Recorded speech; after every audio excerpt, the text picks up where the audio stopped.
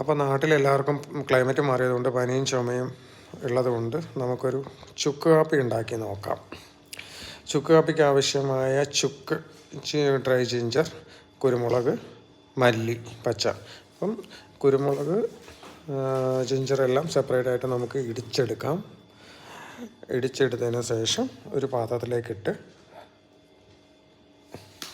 1.5 glass വെള്ളം ഒഴിച്ച്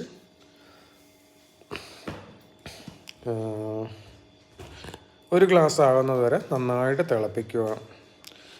അതിലേക്ക് 1 സ്പൂണ് കാപ്പിപ്പൊടിയും ഒരു